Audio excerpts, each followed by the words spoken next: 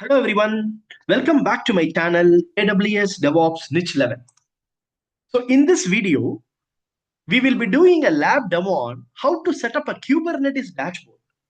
And this lab demo will be done on the EKS cluster that is set up on AWS. Now, what is this Kubernetes dashboard? Kubernetes dashboard, it is a web-based user interface that allows the admins, the Kubernetes admins, to view, manage, and troubleshoot the clusters easily without using the command line. So we know that typically the command line is used in order to administer the Kubernetes clusters. We use the kubectl commands. Okay, so apart from using the kubectl commands, if at all you want to perform or if you want to do any other operational activities on the cluster, you can actually use the Kubernetes dashboard. And primarily, it is a graphical user interface in order to interact with your Kubernetes cluster. Now, what are all the various features of the Kubernetes dashboard? One is it provides a visual overview of the cluster health and resources. The various resources within the cluster, like pods, deployments, replica sets, secrets, etc. You can have a visual view of all of them. It also helps to manage workloads, that is, a Kubernetes objects like pods, deployments, stateful sets, replica sets, jobs, etc. And if at all you want to create any Kubernetes object, modify its configuration and delete it, that is also possible via the Kubernetes dashboard. For example, I want to create a pod, I want to modify the configuration of the pod or delete the pod. For that also, I can use the Kubernetes dashboard. And if you want to see the resource utilization for each of the pods and for the nodes running within the cluster, the Kubernetes dashboard will show us the CPU and memory utilization graphs for the pods and nodes. Then if you want to do some debugging by showing the logs and events, that is also possible via the dashboard. And the Kubernetes dashboard also supports the role-based access control feature as well. So if at all I want to log into the dashboard with the user and with limited set of permissions, so that is also possible. We can set up a user with the restricted set of permissions using this RBAC concept. So why to use the Kubernetes dashboard? It is a friendly user interface for understanding the Kubernetes cluster, the various components running within the cluster. And if you want to do a faster troubleshooting using logs and events, we can quickly view them using the Kubernetes dashboard.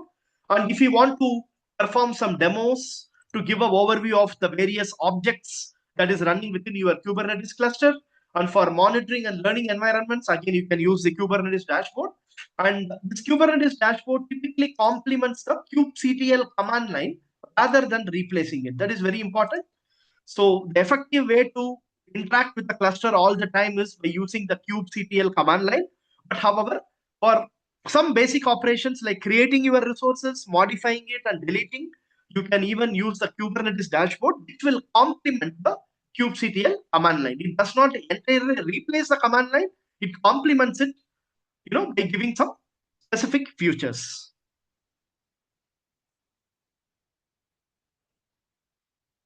Okay, now before getting into the lab demo, what is the prerequisite for this? First of all, we need to have a EKS cluster set up on the AWS environment. So EKS is basically a managed service for Kubernetes that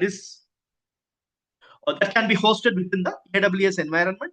So I have previously posted a video on how to set up a EKS cluster in AWS. So if at all you have not watched that video, you can click the link on the right side of this video, or I will also paste the link for that video in the description as well. Okay, now we will directly get into the lab demo of how to set up the Kubernetes dashboard. So first, I have my EKS cluster set up here, and I set up that cluster via this EKS bootstrap. And these are all the 2 worker nodes within the cluster. Okay. So what I will do is first I will be logging into this EKS bootstrap, and we will be setting up the dashboard on the cluster via this EKS bootstrap EC2 instance. So let me copy the IP address I will log into this EKS Bootstrap node.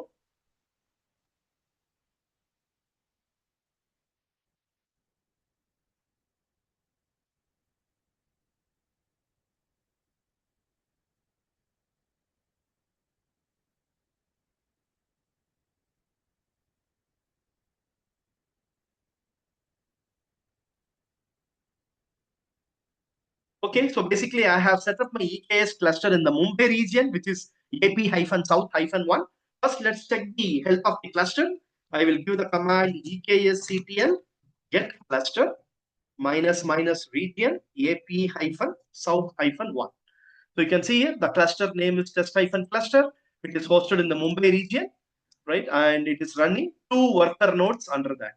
These are the 2 worker nodes under the EKS cluster.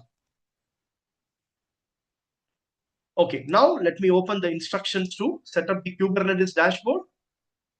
So the first thing is we can directly download the YAML file, which is the recommend.yaml that is available in this particular portal, raw.githubusercontent.com. So I will straight away apply this YAML file so that whatever components that is required to set up the Kubernetes dashboard, all will be installed. So I'm going to copy this command.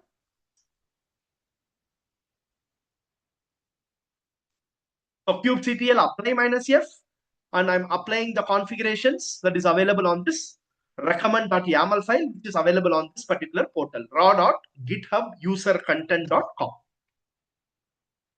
You can see here. Now, by applying this configuration file, it has created various components that is needed for the dashboard. What are all the components created?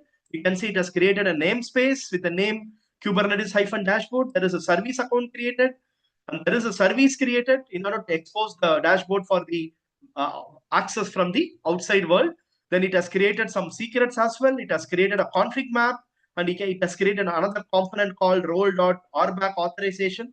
And there is a cluster role RBAC authorization. Role binding is there, cluster role binding. And there is a deployment. It has created a deployment as well.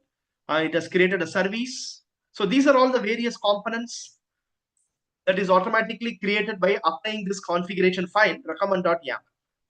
So that is the first step.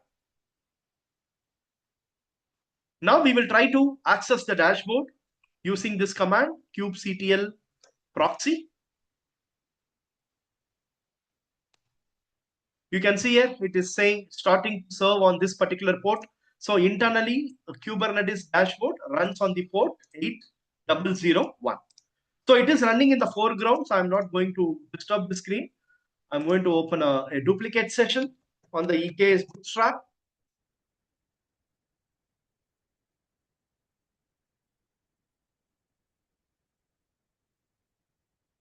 Now, what is our next step? We need to create an admin user in order to log into the dashboard. Okay. So we need credentials to log into the dashboard, right? So for that, I'm going to create an admin user. And how I'm going to create it? By creating this dashboard-admin.yaml file. So I will just say vi dashboard-admin.yaml, and I'm going to copy this content. So this will be my YAML code for creating the admin user. So API version is v1. So what is this component? It is basically a service account. I am creating a service account with a name admin-user, and on which namespace I'm creating it under the namespace Kubernetes-dashboard. Okay, so let me go ahead and save this file. So next is we will have to apply this file so that the admin-user gets created. So I will say kubectl apply -f dashboard -admin.yaml.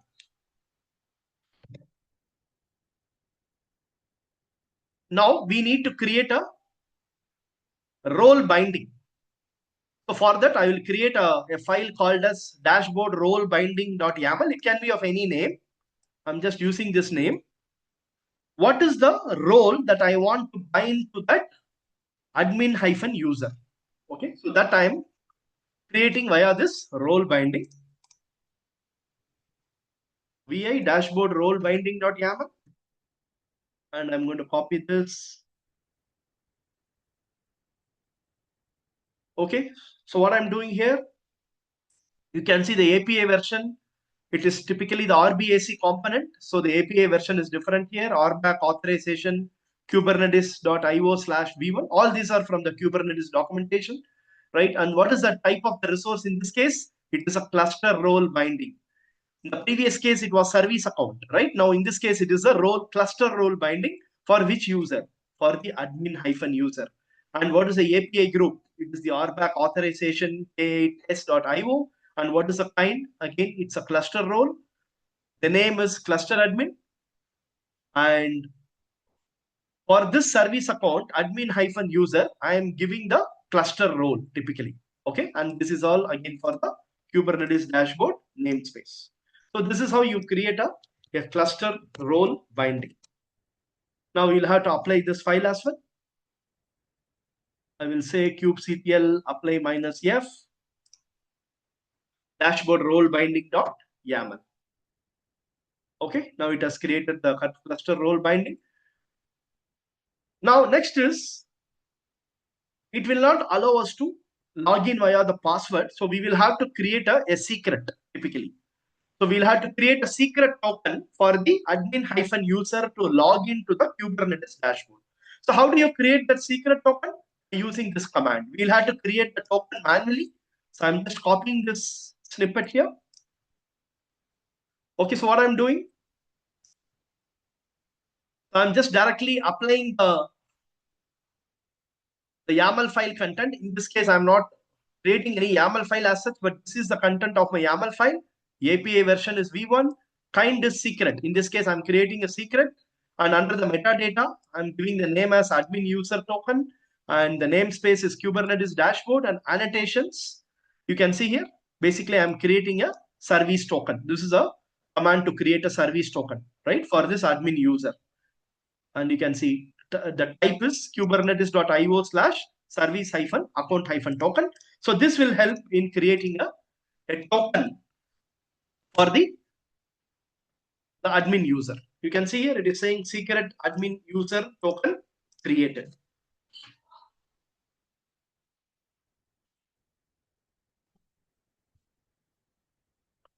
Okay. So now the token has been created. Now we will try to retrieve the access token. We need to know what is the token, right?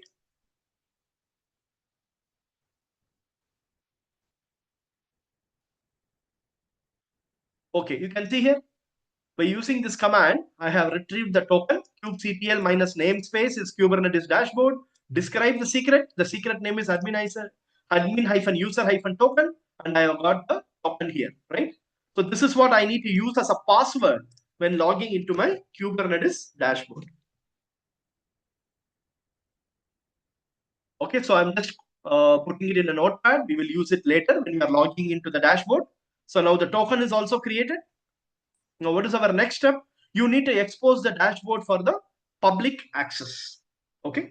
So for that, what I will do, I'm going to use this command. I'm going to populate the service file for the Kubernetes dashboard. I'm typically exporting the service file for the Kubernetes dashboard into a YAML file, kubedashboard.yml.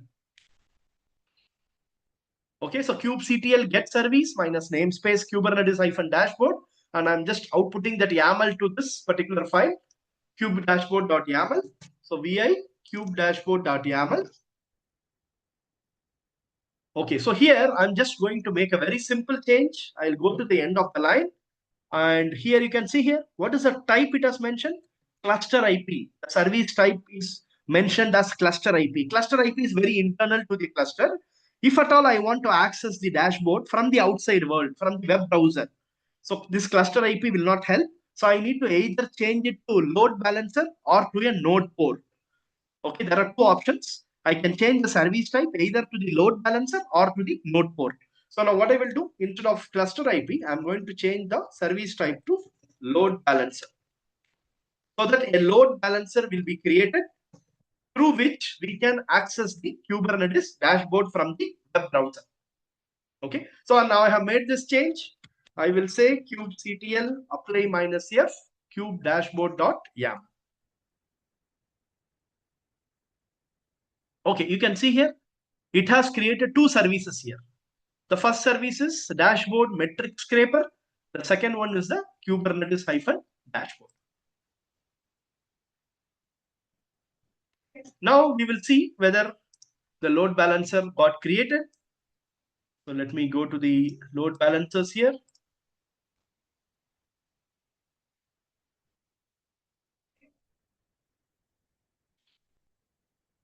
Okay, you can see here, this is the load balancer. It is still in the process of creating it. And I will go to target instances here.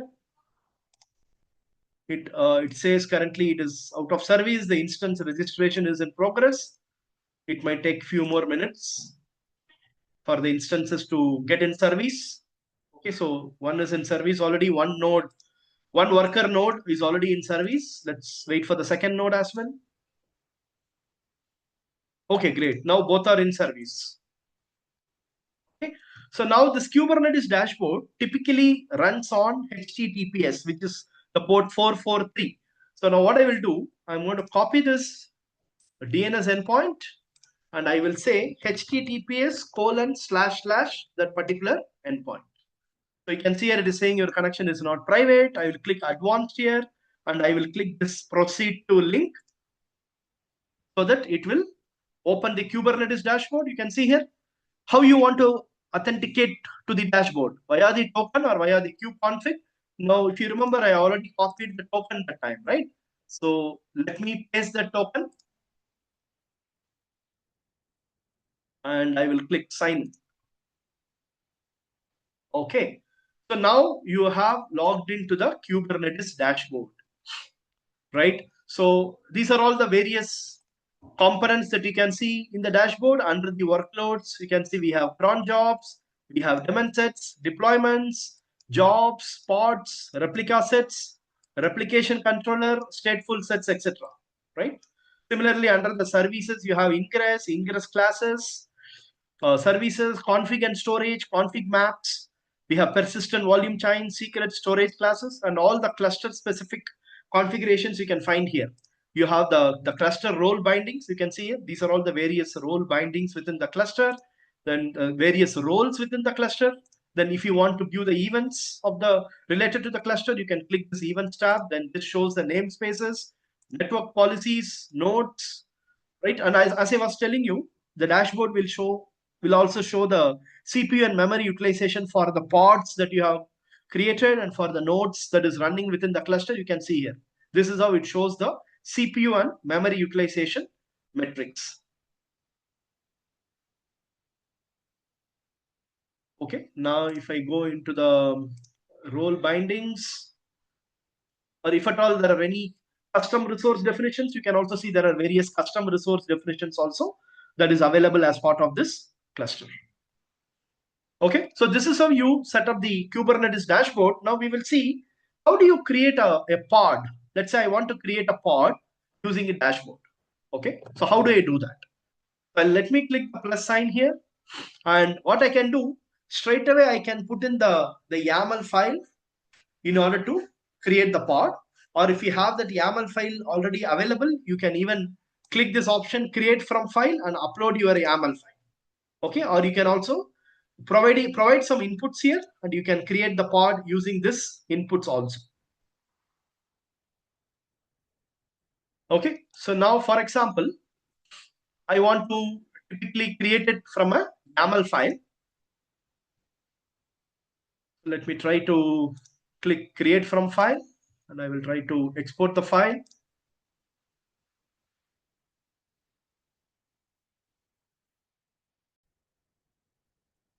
Okay, now let's say I want to create a Nginx pod by directly giving the YAML input here, right? So how do I do that?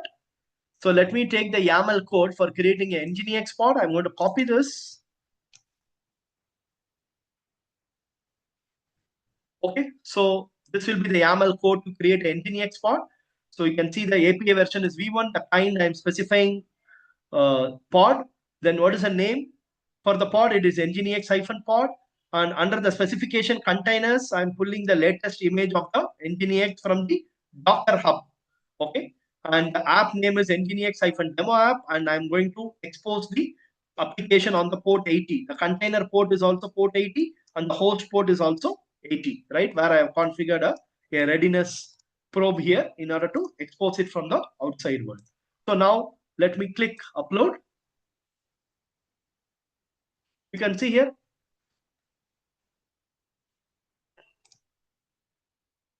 it is in the process of creating the pod. Okay, Nginx pod is already created on the Kubernetes dashboard.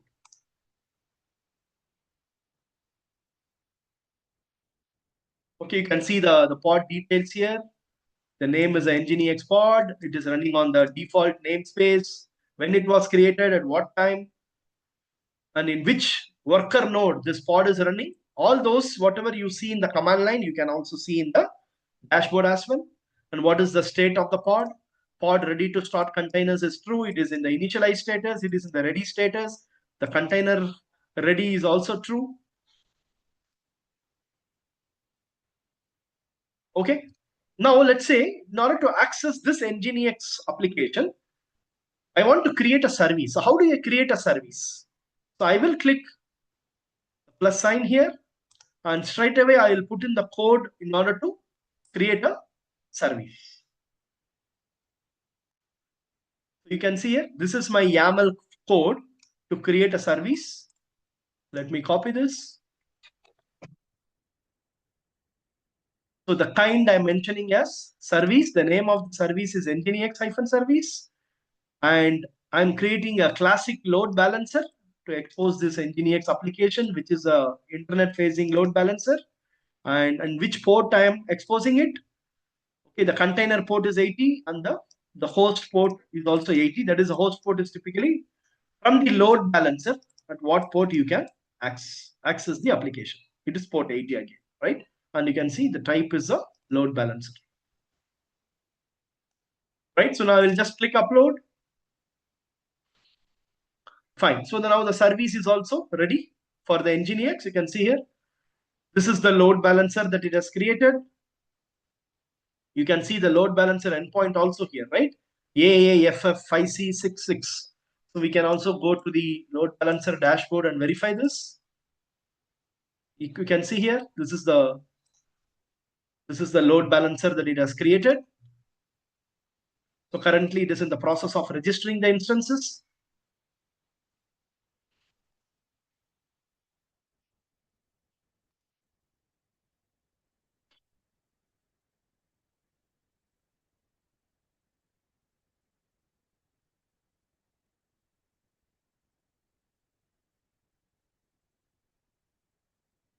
Okay, let us give it a few more moments.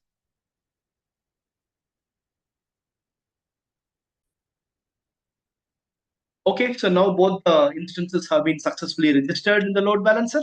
Now we will try to access this Nginx application.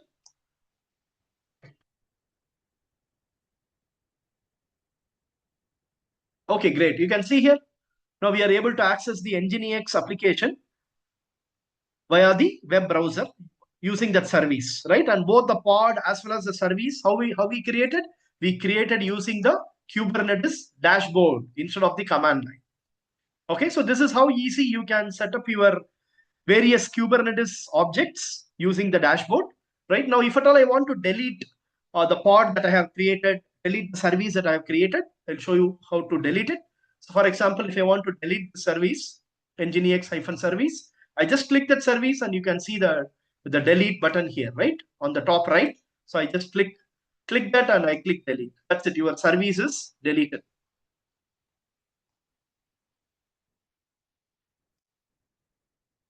So it takes some time to refresh.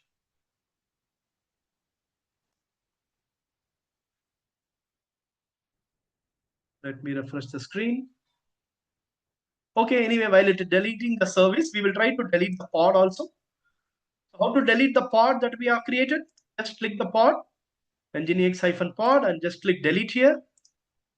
That is it. Now the pod is also going to get deleted. Okay, you can see here. Now that service is deleted, whatever we see is the default one, which will be anyways there. And I will also just click the pods and see, you can see the pod got deleted, right? So this is how you can create the Kubernetes objects, whatever you want via the dashboard, whether you want to create a pod, whether you want to create a service, or if you want to create a deployment or a replica set or a secret, any object, you can use the Kubernetes dashboard. Similarly, whenever you want to modify the configuration of any object, you just upload your updated YAML file and then click upload again. It is going to modify the resource configuration. And similarly, for deleting the resource, as I showed you, just click the resource name and use the delete button on the top right hand corner. Okay. Okay. So yeah, this was my demo on the Kubernetes dashboard. Similarly, now let's say I want to delete all the components of this Kubernetes dashboard. So I can just use this command. Straight away, I can say kubectl delete -f and delete the configurations of that YAML file. You can see here all the components or the objects which was created as part of this Kubernetes dashboard. Everything got deleted now.